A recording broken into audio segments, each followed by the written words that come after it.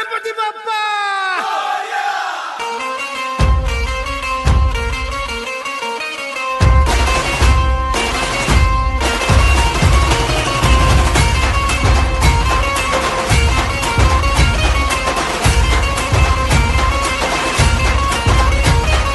पायल नमन करुणी वंदन इडा मांडून इडा देवाला इडा गावाला इडा पाटलाला इडा मंडळीला आम्ही सांगतो नमन तुम्ही ऐका हो